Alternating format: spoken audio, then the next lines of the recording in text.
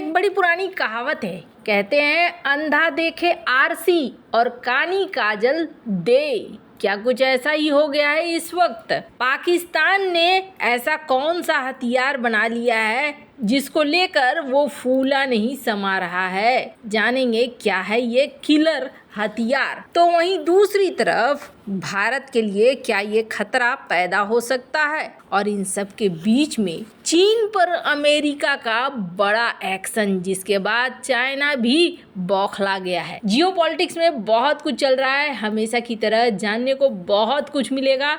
आइए जानते हैं इन खबरों को विस्तार से। चीन और तुर्की से ड्रोन खरीदकर काम चला रहे कंगाल पाकिस्तान ने एक किलर स्वदेशी ड्रोन सहपार 2 बनाने का दावा किया है। इस ड्रोन को बनाने के बाद पाकिस्तान इतराने लगा है। उसने दावा किया है कि यह चीन के CH-4 और तुर्की के यूक्रेन वाले TB2 ड्रोन से भी ज्यादा बेहतर है। उसने इस ड्रोन को दुनिया के 11 देशों के सैन्य अधिकारियों को भी दिखाया है। पाकिस्तान की सरकारी कंपनी GIDS ने हाल ही में शाहपर 2 ड्रोन की उड़ान को आयोजित किया था। इस दौरान पाकिस्तानी ड्रोन ने दुनिया के विभिन्न सैन्य अधिकारियों के सामने लाइव फायरिंग करके दिखाया। शाहपर 2 को मध्यम ऊंचाई तक लंबे समय तक उड़ान भरने वाला ड्रोन करार दिया गया है। इस ड्रोन की उड़ान को पाकिस्तान के बहावलपुर शहर में आयोजित किया गया है। इस दौरान ड्रोन ने 14,000 फुट की ऊंचाई से हवा से सतह पर मार करने वाली मिसाइल बर्क की मदद से अपने लक्ष्यों को तबाह किया। उसने दावा किया कि ड्रोन ने सटीक तरीके से जमीनी लक्ष्यों को निशाना बनाया।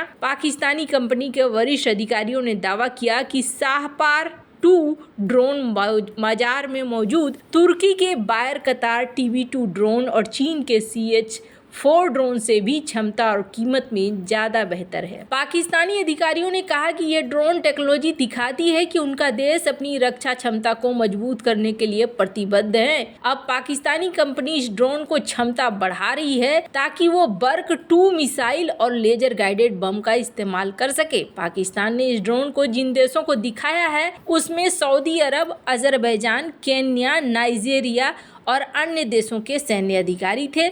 माना जा रहा है कि इन देशों को अपना ड्रोन बेचने के लिए पाकिस्तान ने ये लाइव फायरिंग ड्रिल की है। पाकिस्तान कई देशों को हथियार बेचने की कोशिश कर रहा है ताकि उसकी कंगाली दूर हो। इससे पहले अजरबैजान ने ऐलान किया था कि वो पाकिस्तान से JF-17 फाइटर जेट खरीदने जा रहा है। ये फाइटर जेट जो पाकिस्तान ने चीन के साथ मिलकर बनाया है। पाकिस्तान ने जो तस्वीरें जारी की है उसमें ड्रोन को सेंसर और 2 बर्क 1 मिसाइल से लैस दिखाया गया है। पाकिस्तान इस ड्रोन को अपने लिए बड़ी सफलता मान रहा है। ये ड्रोन का विमान 1000 किलोमीटर दूरी पर मौजूद अपने लक्ष्य तक पहुंच सकता है। इसमें लेजर टारगेटिंग सिस्टम को लगाया गया है ताकि सटीक हमला किया जा सके। इसकी लंबाई है 8 मीटर। ये 53 किलो का आंतरिक और 190 किलो का बाहरी पेलोड ले जा सकता है। इसकी रफ्तार है करीब 200 किलोमीटर और ये रियल टाइम सूचना और वीडियो भेजने में सक्षम बताया जा रहा है। खैर, अब ये पाकिस्तान का हथियार खुद तुर्की के लिए टेंशन दे रहा है और चाइना के लिए, ऐसा कहना है पाकिस्तान का। जाहिर तौर पर ये अब उसके बाजार को भी छीनने की कोशिश कर रहा है। जहां एक तरफ ये सब कुछ हो रहा है तो वहीं दूसरी तरफ एक गजब की चीज हुई है।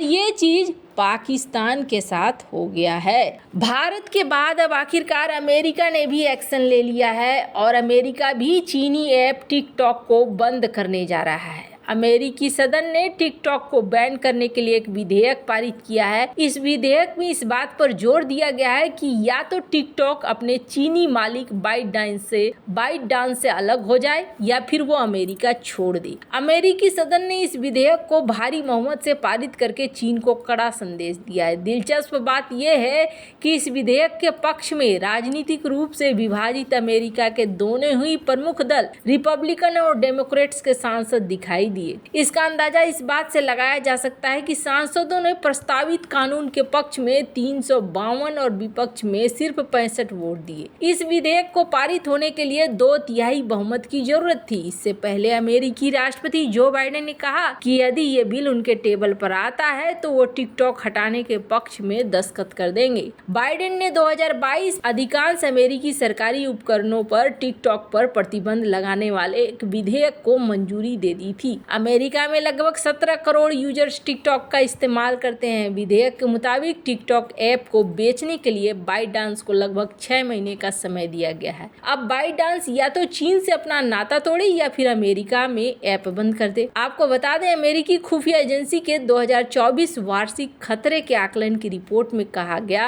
कि चीनी सरकार के प्रचार शाखा द्वारा चलाए जा रहे टिकटॉक अकाउंट्स ने कथित तौर पर 2022 में अमेरिकी मध्यावधि चुनाव चक्र के दौरान दोनों राजनीतिक दलों के उम्मीदवारों को टारगेट किया था। रिपोर्ट में ये भी चेतावनी की गई कि चीन अपने आलोचकों को किनारे करने और अमेरिका में सामाजिक विभाजन को बढ़ाने के लिए 2024 में अमेरिकी चुनाव को प्रभावित करने का प्रयास कर सकता है। खैर, अब टिकटॉक को लेकर इतना बड़ा मूव अमेरिका का, हालांकि भारत ने तो काफी पहले इस पर जबरदस्त तरीके से एक्शन ले लिया था, पर अमेरिका अब जाकर एक्शन ले रहा है और इस पे चाइना ने प्रतिक्रिया भी दी है। स्क्रीन पर एक आर्टिकल देख सकते हैं। चाइना ने क्या कहा है? चाइना ने कहा है कि ये जो किया जा रहा है अमेरिका के द्वारा, ये हमें तंग करने का एक उपाय है, बुली कर रहे हैं। ये हमारे साथ इतना बड़ा यूजर बेस है, इसके साथ सिर्फ और सिर्फ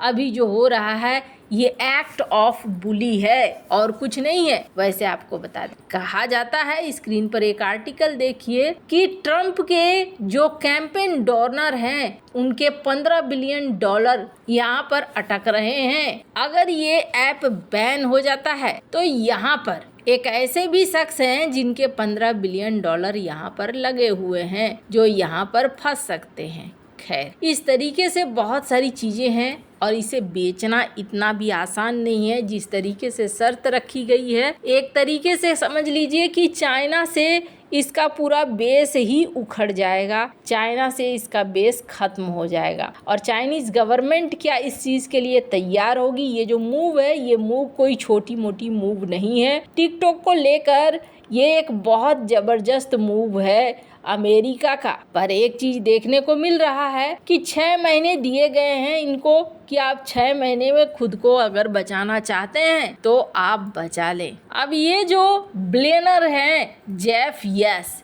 ये एक अमेरिकी अरबपति हैं जो यहाँ पर फंस गए हैं क्योंकि इनका पैसा, जैसा कि मैंने आपको बताया, $15 बिलियन इसमें लगे हुए थे। अब जो क्रिएटर हैं उनका कहना है कि नहीं भैया ऐसा मत करो, अगर आप ऐसा करेंगे तो इकोनॉमी में खतरा हो जाएगा और भी समस्याएं बढ़ जाएंगी। खैर, ये अपने हिसाब से कह रहे हैं, बात सही है, क्योंकि यहाँ से इन्हें क्रिएटर्स को पैसे मिलते हैं और ये उन पैसे के लिए सोच रहे हैं कि ये एप्लीकेशन हो। सरकार भी कोशिश कर रही है कि इस एप्लीकेशन को बचा ले, लेकिन तरीका थोड़ा सा यहाँ पर अलग है। अब देखना होगा आने वाले समय में क्या निर्णय होता है। हालांकि अब यहाँ पर टिकटॉक के लिए मुसीबत खड़ी हो गई और अमेरिका में अगर ये सीन खड़ा होता है तो समझ लीजिए कि बाकी दुनिया के कई देश भी अब धीरे धीरे यहाँ पर कदम उठाना शुरू करेंगे। वैसे आपको क्या लगता है इन सब मामले में? आपकी क्या राय है? कमेंट कर जरूर बताएं। जल्द मिलते हैं अगले वीडियो में नई खबर के साथ।